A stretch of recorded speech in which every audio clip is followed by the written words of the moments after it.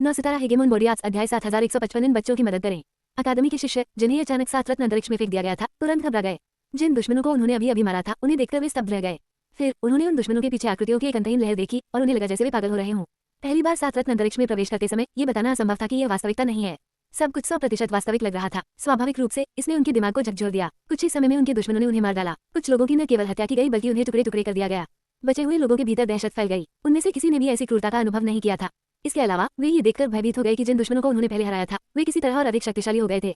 इतना ही नहीं, वे मृत्यु से भी बिल्कुल नहीं डरते थे। उनमें से कुछ ने तुरंत आत्मघाती हमले शुरू कर दिए। घबराए और भ्रमित तथा भीतर ही भीतर भय से भरे शिष्य अपनी आदि शक्ति का भी उपयोग नहीं कर पाए थे कि उन्हें निर्दयतापूर्वक मार गिराया गया। और जैसे ही वे मर गए उन्होंने अपनी आंखें खोली और खुद को फिर से युद्ध के मैदान में जीवित पाया। लॉन्चेन उन पर कोई दया नहीं दिखा रहा था। उसने उन्हें वास्तविकता में लौटने का समय भी नहीं दिया। हर बार जब वे मरते तो सीधे मृत्यु के युद्ध के मैदान में उनका पुनर्जन्म होता। हालांकि ये उनके मानसिक स्वास्थ्य के लिए निश्चित रूप से बुरा था और कुछ लोग तो पूरी तरह से भ्रमित हो चुके थे, लेकिन उन्होंने ही इस प्रशिक्षण में भाग लेने का चुनाव किया था। ऐसे में उन्हें इस तरह की क्रूरता के लिए तैयार रहना ही था। यदि वे मृत्यु के इस संसार में जीवित नहीं रह पाए तो वे कोई सफलता प्राप्त नहीं कर पाएंगे। यदि वे सफलता प्राप्त नहीं कर पाए तो वे शक्तिशाली नहीं बन पाएंगे और वे कभी भी कुशल विशेषज्ञ नहीं बन पाएंगे। हालांकि वे पिछली लड़ाई में बच गए थे, लेकिन यह वास्तव में उनकी क्षमता से नहीं बल्कि मात्र भाग्य के कारण था। लेकिन अगली बार क्या होगा? क्या उनका सौभाग्य उनका साथ देगा? इस नए युग में उनका सामना अभूतपूर्व पैमाने की लड़ाइयों से होने वाला था। हाइफरमेंट अकादमी भी उनकी जीवित रहने की गारंटी नहीं दे सकती थी। किसी को नहीं पता था कि उन्हें इस तरह की कितनी लड़ाइयों का सामना करना पड़ेगा और लॉन्चेन हमेशा के लिए उनकी रक्षा नहीं कर सकता था। नहीं, उसके पास उनके साथ धीरे धीरे चलने का समय था। उनके पास बस यही एक मौका था। अगर वे इसे सहन कर लेते तो उन्हें एक जबरदस्त परिवर्तन होता। उन्हें नई दुनिया की उथल पुथल भरी अराजकता में अपने जीवन और सम्मान की रक्षा करने की शक्ति प्राप्त होती। अगर वे इसे सहन नहीं कर पाते तो वे खुद के अलावा किसी और को दोष नहीं दे सकते थे। लॉन्चेन ने उन्हें एक मौका दिया था। अब वे इसे भुना पाते हैं या नहीं, यह उन पर निर्भर था। मैं इन 3 दिनों के लिए एकांतवास में जा रहा हूँ। क्या तुम मेरे साथ आना चाहते हो? ये देखकर कि परीक्षा अच्छी चल रही है, लॉन्चेन मियाओयिन और ज़ियान की ओर मुड़ा। मियाओयिन एक पल के लिए हिचकिचाई, फिर बोली, मैं आपके साथ नहीं आऊंगी।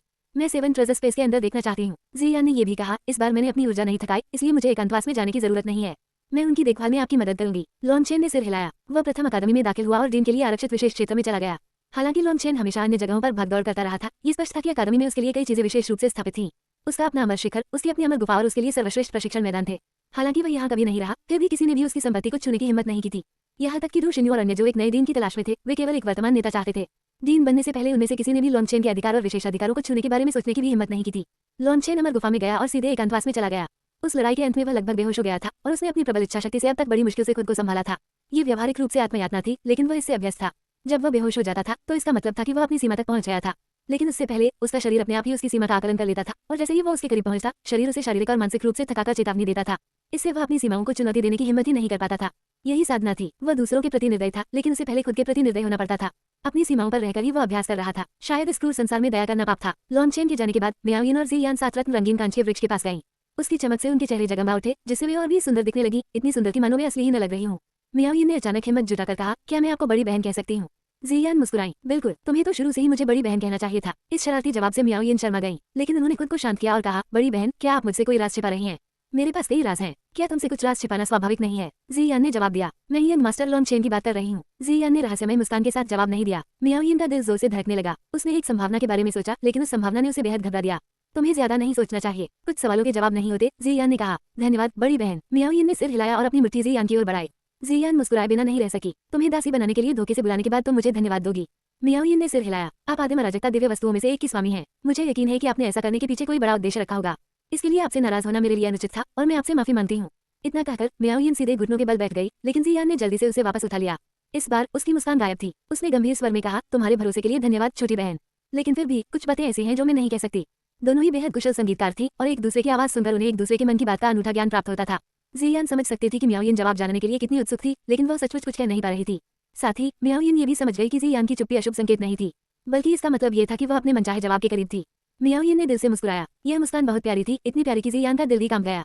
छोटी बहन, मेरी एक विनती है, लेकिन शायद ये थोड़ी अनुचित हो। मैं चाहती हूँ कि काश मैं तुम्हारा असली चेहरा देख पाती। ज़ियान ने पूछा। मियाओयिन की मुस्कान गायब हो गई। उसने अपनी आस्तीनें भींच ली और धीरे से सिर हिलाया। मुझे माफ करना बड़ी बहन ज़ियान, मेरा असली चेहरा तभी सबके सामने आएगा जब मेरे होने वाले पति उसे देखेंगे। यह मेरी जीवन भर की कसम है और मैं इसे किसी भी कीमत पर नहीं तोड़ सकती। जन्म से ही मेरे चेहरे पर यह नकाब लगा हुआ है और उस व्यक्ति से मिलने से पहले मैं इसे उतार नहीं सकती।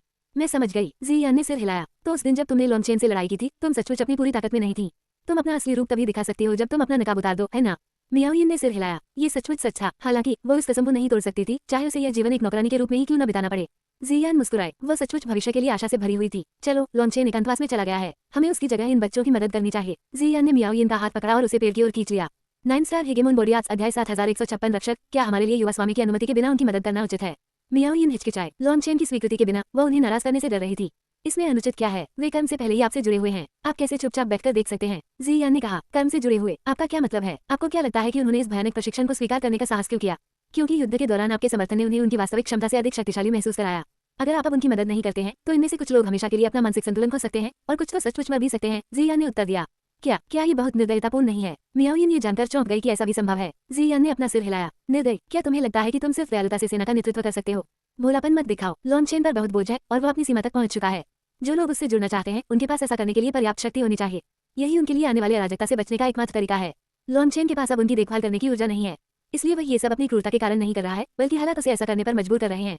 वरना जिस पल वह जाएगा उसी पल वे सब मर जाएंगे। तो मैं तुमसे पूछती हूँ, क्या तुम्हें सच में लगता है कि तुम्हारा यहाँ आना महज एक सहयोग है? मियाओ यिन चौंक गई। उसने कभी ऐसा सोचा भी नहीं था। लॉन्गचेन पर बहुत ज्यादा दबाव था, इसलिए उसके पास उनकी समस्या को हल करने के लिए सबसे खूनी और सबसे असरदार तरीका अपनाने के अलावा कोई चारा नहीं था। फिर भी इस मुश्किल घड़ी में वह प्रकट हुई। किसी कारणवश शर्त हारने के बावजूद लॉन्गचेन ने उसे दुनिया को जीतने की अपनी महत्वाकांक्षा छोड़ने के लिए मजबूर नहीं किया था। उसने उसे अपने लक्ष्य छोड़ने के लिए नहीं कहा, बल्कि उसने उस पर कोई सीमा या प्रतिबंध नहीं लगाए। उसे उसके बड़े होकर उसे चुनौती देने का डर नहीं था, बल्कि वो तो इसका बेसब्री से इंतजार कर रहा था। वह तो उसे अपने तरीकों से सही रास्ता भी दिखा रहा था। अब जब जी यान ने यह बात उठाई तो मियाओ यिन सचमुच चल गई। क्या यह महज एक सहयोग था कि वे दोनों शैतान सागर में एक दूसरे से टकरा गए? ठीक है, इन बातों के बारे में मत सोचो, अंदर जाओ। वहाँ कुछ लोग 100 बार मर चुके हैं। अगर यही चलता रहा तो उनका दिमाग चकनाचूर हो जाएगा और उनकी आत्मा की आग बुझ जाएगी। जी यान ने उसे 7 रत्न अंतरिक्ष में खींचते हुए कहा। अंदर जाते ही सामने का खूनी मंजर देखकर मियाओ यिन का चेहरा पीला पड़ गया। ये युद्ध क्षेत्र एक तरफा नरसंहार था। अकादमी के शिष्य टुकड़े टुकड़े हो रहे थे, जरा सा भी प्रतिरोध करने में असमर्थ थे। उन्होंने पहले युद्ध क्षेत्र में अपने प्रदर्शन को उत्कृष्ट इसलिए माना था क्योंकि वे पूर्ण रूप से लाभ में थे, लेकिन अब हालात पूरी तरह बदल चुके थे। वे घोर प्रतिकूल स्थिति में थे। झाओ युए, डू शिन्हे और अन्य शीर्ष विशेषज्ञ भी इस खूनी दुनिया में एक सुरक्षित स्थान नहीं बना पा रहे थे। वे अपने अनुयायियों को एकजुट करने और एक स्थिर मोर्चा बनाने की पूरी कोशिश कर रहे थे। वे जानते थे कि इस अराजकता में अपनी स्थिति सुधारने का यही एकमात्र तरीका था। समस्या ये थी कि उनके शत्रु अत्यंत निर्दयी थे। उनमें से कुछ तो लड़ने की जहमत भी नहीं उठाते थे। वे सीधे अकादमी के शिष्यों पर टूट पड़ते थे और खुद को उड़ा लेते थे। परिणाम स्वरूप लगभग सभी शिष्य कम से कम 10 बार मर चुके थे। लगातार हो रही मौतों का उनके मन पर गहरा असर पड़ रहा था और वे निराशा के कगार पर थे। तभी उन्हें ढोल की आवाज सुनाई दी। हर थप के साथ उन्होंने अपने शरीर में नई शक्ति का संचार महसूस किया। उन्होंने ऊपर देखा तो मियाओ यिन दोनों हाथों में एक एक हथौड़ा लिए लाल रंग का युद्ध ढोल बजा रही थी। उन्हें एक बार फिर आशा की किरण दिखाई दी। मैं तुम्हारी मदद सिर्फ एक अगरबत्ती के बराबर समय के लिए ही कर सकती हूँ। अगर तुम इस समय में अपना स्थान नहीं बना पाए तो तुम में से कुछ सचमुच मर जाओगे और कुछ पागल हो जाओगे। शायद तुम सब यहाँ असफल हो जाओगे। मियाओ यिन की आवाज ढोल की थाप के साथ उनकी आत्माओं में उतर गई। तैयार हो जाओ, जल्दी। झाओ यू चिल्लाए। अगर उन्होंने इस मौके को नहीं लपका तो उनका सचमुच अंत हो जाएगा। वह शक्तिशाली तो थी, लेकिन वह बहुत सारे लोगों की रक्षा कर रही थी और इसी वजह से हालात नामुमकिन थे। इस बीच लॉन्गज़िवे 100 बार मर चुका था और हर बार जब वो पुनर्जीवित होता तो वह हुआ यिन के सामने आकर खड़ा हो जाता। असल में उसकी हर मौत हुआ यिन की रक्षा के लिए ही थी। हुआ यिन खून से लथपथ थी, लेकिन ये सारा खून लॉन्गज़िवे का था। वह पूरी तरह से हक्का बक्का थी और यहाँ तक कि तलवार पकड़े हुए उसका हाथ भी कांप रहा था। इस समय तक वह एक बार भी मारी नहीं गई थी, लेकिन लॉन्गज़िवे को बार बार अपनी आंखों के सामने मरते देख हुआ यिन को ऐसा लग रहा था जैसे वह किसी बुरे सपने में हो जिससे वह जाग नहीं पा रही हो। तभी झाओ यू की हौसला बढ़ाने वाली आवाज गूंजी। हुआ यिन अभी भी सदमे में थी कि एक हाथ ने उसे पकड़कर आगे खींच लिया। लॉन्गज़िवे को देखकर हुआ यिन लगभग रो पड़ी। उसने सोचा भी नहीं था कि लॉन्गज़िवे उसके साथ ऐसा बर्ताव करेगी। अभी भावुक होने का समय नहीं है। हुआ यिन, तुम्हें बड़ी बहन झाओ यू की मदद करनी होगी ताकि स्थिति स्थिर हो सके, नहीं तो हम सचमुच यहीं मर जाएंगे। लॉन्गज़िवे ने आग्रह किया। लॉन्गज़िवे के प्रोत्साहन से हुआ यिन का साहस बढ़ गया और वह तेजी से आगे बढ़ी। उसने झाओ यू के अनुयायियों के साथ मिलकर एक सुरक्षित जगह बनाई। एक बार यह सुरक्षित जगह बन जाने के बाद उन्हें आखिरकार चैन की सांस लेने का मौका मिला। सबके साथ मिलकर काम करने से उन्हें पीछे से हमले की चिंता नहीं रही। उनका आत्मविश्वास धीरे धीरे वापस लौटा और वे धीरे धीरे अपनी असली शक्ति का प्रदर्शन करने में सक्षम हो गए। झाओ यू द्वारा सुरक्षित स्थान बनाने के बाद बाकी लोग भी उसमें शामिल हो गए और रक्षात्मक घेरा बना लिया। उन्हें इस अवसर का लाभ उठाना ही था। इस रक्षात्मक रेखा को तोड़ा नहीं जा सकता था। जब तक वे इस रेखा को थामे रहेंगे सभी का मनोबल ऊंचा रहेगा, तभी उनके बचने की कोई उम्मीद हो सकती थी। अन्यथा यदि वे पहले की तरह मारे जाते रहे तो उनमें से अधिकांश टूट जाएंगे। अब तक वे स्वाभाविक रूप से समझ चुके थे कि ये कोई वास्तविक स्थान नहीं है और वे वास्तव में मर नहीं रहे हैं। फिर भी इससे उनकी पीड़ा कम नहीं हुई। यह हमारे जाने पर उन्हें हर बार ऐसा ही महसूस होता था जैसे वे सचमुच मर रहे हों। इस तरह की यातना उन लोगों के लिए बहुत खतरनाक थी जिनमें दृढ़ इच्छाशक्ति की कमी थी। ढोल की अंतिम थाप मन पड़ते ही मियाओ यिन ने अपना ढोल रख दिया। उसने केवल सीमित समय के लिए ही उनका साथ दिया था और उसने इसमें बहुत कम शक्ति लगाई थी, इसलिए इसका प्रभाव युद्ध के दौरान उसके द्वारा किए गए कार्य का एक छोटा सा अंश मात्र था। हालांकि ये समर्थन भी उनके लिए जीवन रक्षक साबित हुआ था। उन्होंने इस अवसर को पूरी ताकत से बुनाया और एक रक्षात्मक घेरा बना लिया। अब बस इतना ही बचा था कि लड़ाकों को बारी बारी से आराम दिया जाए और बाकी लोग भी आराम करें, फिर वे जवाबी हमला शुरू करेंगे। इतनी सारी मौतों का सामना करने के बाद जब तक उनका दृढ़ संकल्प नहीं टूटता उनकी समग्र क्षमता में काफी वृद्धि होगी। जी यान ने भी ये देखकर राहत की सांस ली कि उन्होंने सफलतापूर्वक खुद को संभाल लिया है। उसे विश्वास था कि झाओ यू और अन्य लोगों की शक्ति से वे यहाँ जल्दी ही बढ़त हासिल कर लेंगे।